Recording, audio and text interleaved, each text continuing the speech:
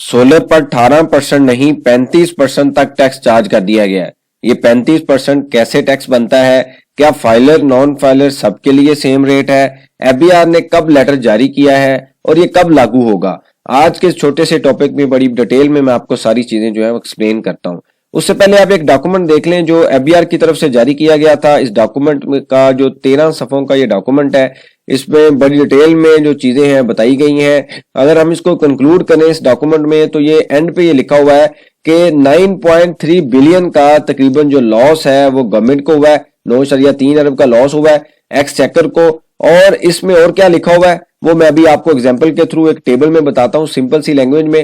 सबसे पहले हम ये एक स्टडी कर लेते हैं कि इस डॉक्यूमेंट को जो कंप्लेन फाइल की गई थी वो कराची की तरफ से, कराची की एक निजी कंपनी थी, उनकी तरफ से जो कंप्लेन है वो फाइल की गई। के इलेक्ट्रिक को वहां पे जो है वो पार्टी बनाया गया कि जी के इलेक्ट्रिक जो है वो टैक्स चार्ज कर रही है। कहा यह गया के इलेक्ट्रिक जो है वो 18% जीएसटी भी चार्ज कर रहा है नेट मीटरिंग के ऊपर। जब यूनिट हम उनसे बाय करते हैं और जब हमसे बाय करता है तो बिल के अंदर 18% वो टैक्स हमें चार्ज कर रहा है उन लोगों को या उन कंपनीज को जिनका सोलर लगा हुआ है और नेट मीटरिंग भी है, प्लस वो इनकम टैक्स भी चार्ज कर रहा है। तो यहाँ पे ये कहा गया कि भाई बाकी जो प्रोविंसेस है, बाकी जो कंपनीज है पूरे पाकिस्तान में, वो अगर टैक्स चार्ज नहीं कर रही तो के इलेक्ट्रिक क्यों कर रहा है? ये बेसिकली जो है वो कंप्लेन फाइल की गई। उसके बाद 13 पेजों का जो डिसीजन था वो पास हुआ और उसके अंदर क्या लिखा हुआ है कि बाकी जो सूबे हैं, बाकी जो कंपनीज हैं पूरे पाकिस्तान में, जैसे लेस्को है, मैपको है, फेस्को है, इनको भी कहा गया है कि आपने इनकम टैक्स भी चार्ज करना है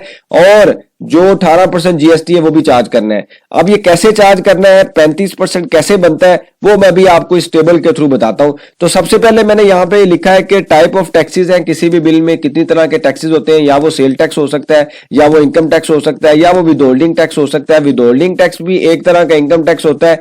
ये मैं अभी आपको बताता हूं कि ये कैसे चार्ज होता है। उसके बाद आता है ये कनेक्शन टाइप। कनेक्शन टाइप में रेजिडेंशियल कनेक्शन हो सकता है, कमर्शियल हो सकता है, या इंडस्ट्रियल हो सकता है।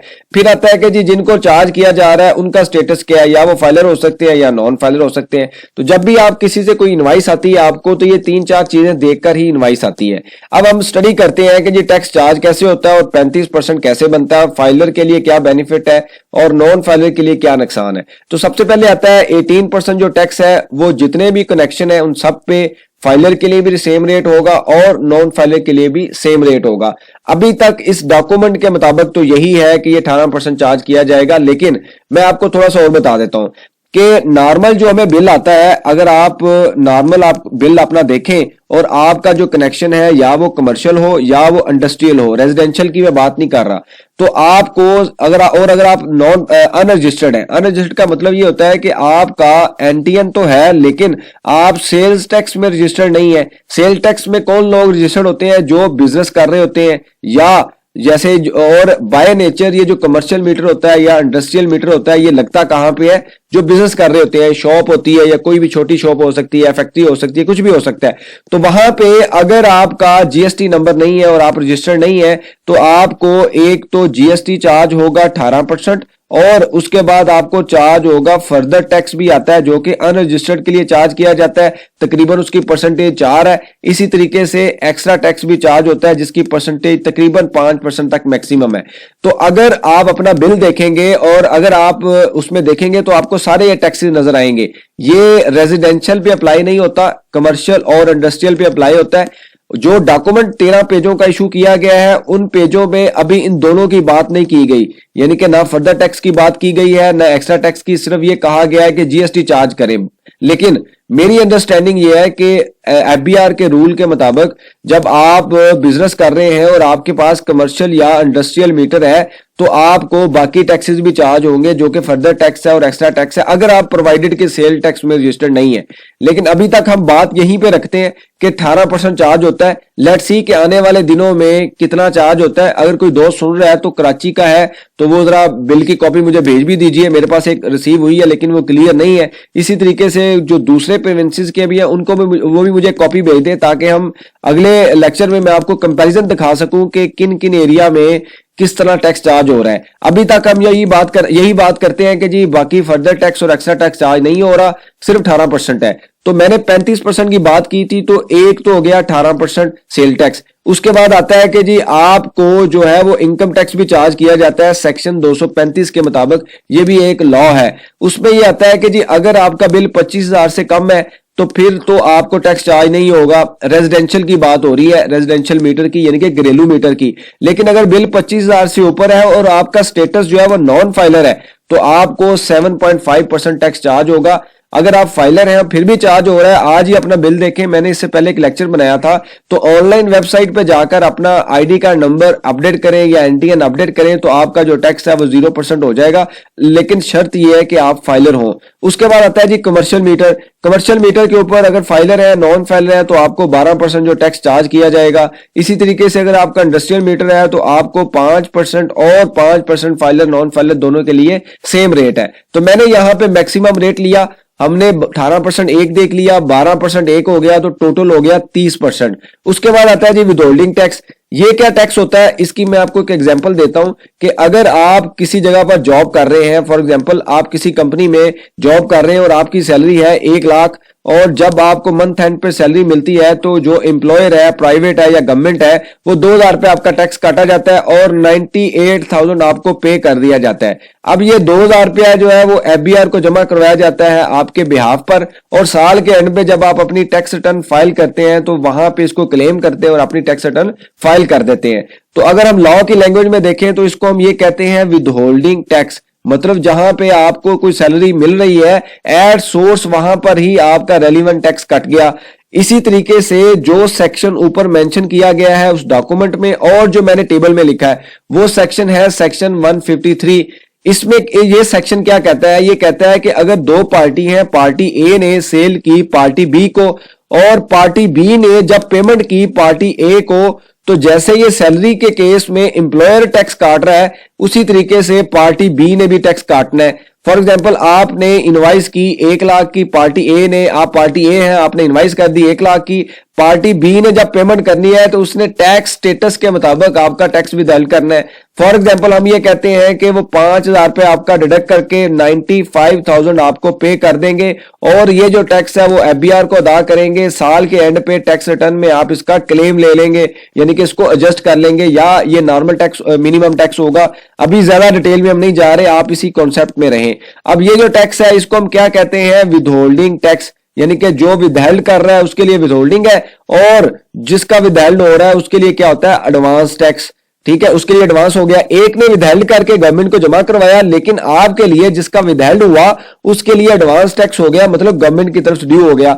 अब यहां पे तो बात हो रही है पेमेंट की। अब वापटा ये यहां पे ये कहता है कि भाई जब आपसे मैं यूनिट परचेज करता हूं, यानी कि मैंने आपको सोलर मीटर आपका लगा हुआ है, आपने यूनिट वापटा को दिए, तो वापटा ये कहता है जी जब आप मेरे से कंज्यूम करेंगे यूनिट, तो मैं ये अज्यूम करता हूं कि मैं आपको पेमेंट कर रहा हूं, लेकिन पेमेंट हो रही है किस फॉर्म में, यूनिट्स की फॉर्म में, यानी कि मैं यूनिट आपको दे रहा हूं।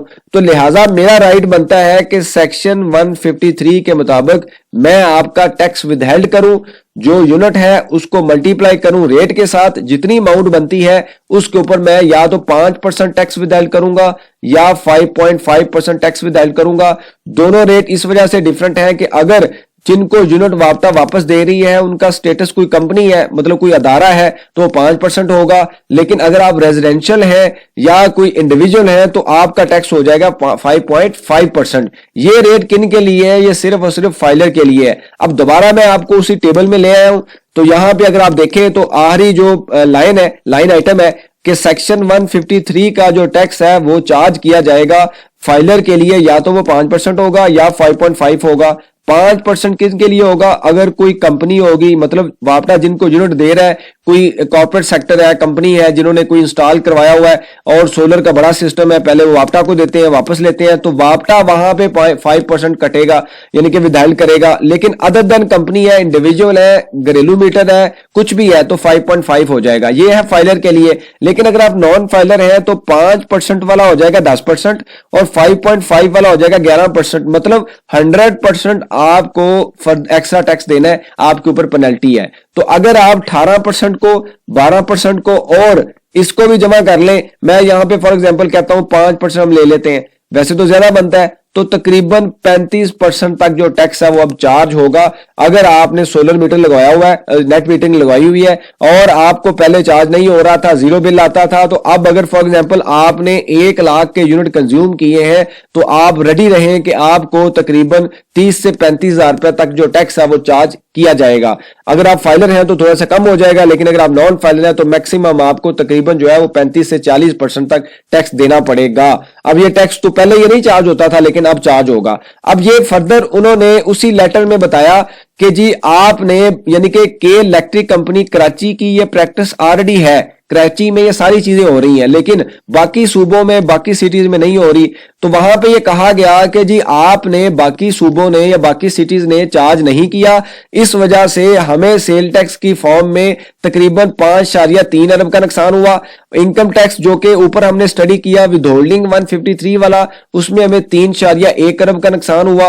और जो आपने एडवांस टैक्स चार्ज करना था वापटा ने, उसके केस में हमें 927 मिलियन का नुकसान हुआ। अगर आप इन सबको जमा करें तो 9.3 अरब का नुकसान हुआ है एक्सचेकर को, और यानी कि गवर्नमेंट को नुकसान हुआ है। अब ये उस लेटर में कह दिया गया है कि भाई आप चार्ज करें, बाकी सब सूबों को, सिटीज को इन्फोर्स किया गया है कि आप इसको चार्ज करें। इसकी जो अब जो सबसे इंपॉर्टेंट सवाल है वो ये है कि इसकी इफेक्टिव डेट क्या होगी, मतलब ये किस डेट से चार्ज किया जाएगा। अभी तक उस डॉक्यूमेंट में क्लियर नहीं है, ना ही लोकल जो कंपनीज है उन्होंने कोई डॉक्यूमेंट इशू किया है कि ये 1 मार्च से चार्ज होगा, या जो ऊपर मैंने आपको बताया है कि 9.3 अरब की जो रिकवरी है, ये ना हो कि ये भी आपको डाल दी जाए, मतलब ये पिछले 6-7 महीनों से आपको चार्ज कर दें और अगले महीने में आपको बिल जो है 7-8 महीनों को आ जाए, ये भी कोई पता नहीं है। ऐसे पास्ट में हिस्टोरिकली हमने बेशुमार ऐसी मिसालें देखी है कि जहां पे हमें जो है वो 4-4 महीनों का पुराना बिल आ जाता है। ये कोई पता नहीं है, रिकवरी के लिए आपको चार्ज कर दिया जाए। लेट्स सी के आने वाले दिनों में इसके ऊपर जो क्या पॉलिसी बनती है, इफेक्टिव डेट फरवरी होती है, मार्च होती है, कौन सी डेट होती है, या ये कह दिया जाए नहीं जी पीछे बैक डेटेड में यानी कि 1 जुलाई 2024 से चार्ज कर दें, तो फिर तो अच्छा खासा जो बिल है वो कस्टमर को चार्ज हो जाएगा। अभी तक ये क्लैरिटी नहीं है, इसके ऊपर मेरे पास अभी कोई इंफॉर्मेशन नहीं है। आपके पास है तो आप लाजमी मेंशन कीजिए, वहां पे हम डिस्कस भी कर सकते हैं। अगर मेरे पास आएगी तो आपको लाजमी बता दिया जाएगा, अपडेट कर दिया जाएगा। तो ये मैंने जैसे ऊपर आपको बताया है कि तकरीबन 35% तक टैक्स बनता है, लेकिन फर्दर टैक्स और एक्स्ट्रा टैक्स को मैं अभी इग्नोर कर रहा हूं, उसको अगर आप ऐड कर लेंगे तो अच्छा खासा टैक्स बन जाएगा। आपके पास कुछ सजेशन हो, क्वेश्चन हो, आप मेंशन कीजिए, इसके ऊपर हम डिस्कशन करेंगे ताकि जो लर्निंग का प्रोसेस है कंटिन्यू रहे। बहुत शुक्रिया, जज़ाकल्लाह। जैसे मैंने आपको बताया, कोई दोस्त सुन रहा है तो कराची से या किसी भी सिटी से अगर आप अपना यूज कर रहे हैं तो मुझे व्हाट्सएप लाजमी भेजिए ताकि उसको देख के हम दूसरों की भी हेल्प कर सकें। हो सकता है कि वहां पे देख के मैं आपको भी कोई सपोर्ट कर सकूं। बहुत शुक्रिया, जज़ाकल्लाह।